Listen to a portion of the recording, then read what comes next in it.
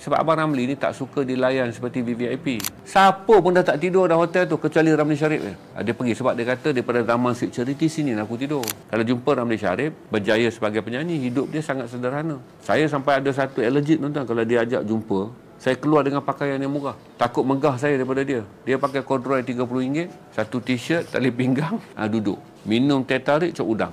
Lepas tu saya pergi mana tempat pun tuan-tuan, dia ni suka makanan. Semua tempat yang Abang Ramli Sharif terror tentang makanan adalah yang tak ada dalam top list. Kita berterkejut macam mana ada dalam list. Roti tempayan Kedah tepi sungai tu. Google tak jumpa. Ikut Abang. Tak payah wis, ikut Abang. Tempat-tempat hebat dia makan tu tak disenaraikan pun sebagai ranking di mana-mana. Kita kena jumpa Ramli Sharif je untuk tahu. Sebab ada dekat dia je catatan tu. Best places untuk dia makan. Bahkan cik udang. Dan kita boleh nampak bila waiter tu datang cuba specialkan sikit. Saya kena kawal lah sebab saya dah tahu dia dah. Sebab Abang Ramli ni tak suka dilayan seperti VVIP. Nanti kalau Syam ada Syam yang potong trip cepat. Supaya waiter tu tak telah terasa bahawa ni big star ni. Saya boleh tekak kata bang. Saya kata bang ada bajet untuk kelas ekonomi. Dia kata bahaya lah. Nanti dapat orang sebelah tu banyak pula dia ajak sembang pasal ekonomi.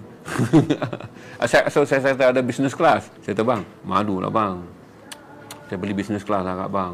Dah lah saya bayar abang menyanyi ciput. Abang Ramli ikut saya menyanyi round Malaysia. Satu lokasi RM5,000 ya tuan-tuan. RM5,000. Mana orang boleh deal dengan top artis tahun 2015. Dengan tahun 2014. Dengan bayaran RM5,000. Pergi Kedah ke, pergi mana ulu kampung 15 show saya buat. Sampai kadang-kadang saya kena offer RM6,000. Saya kena cakap lah dengan manager dia. Kalau kau bagi okey je, akak okey je. Abang Ramli mesti okey. Yang takut kurang.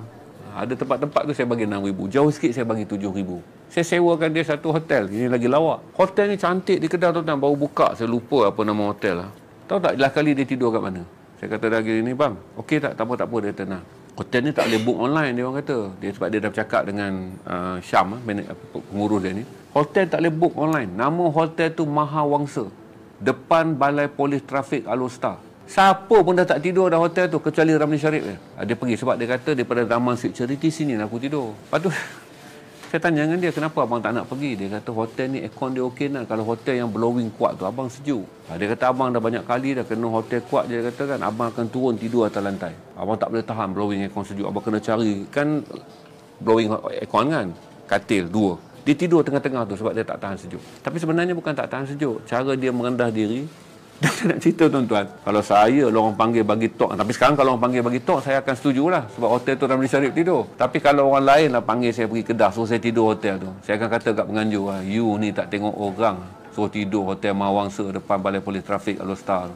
Tengok orang lah sikit. Tapi sekarang saya tak akan malu cakap dekat penganjur, tak payahlah sewa hotel mahal-mahal.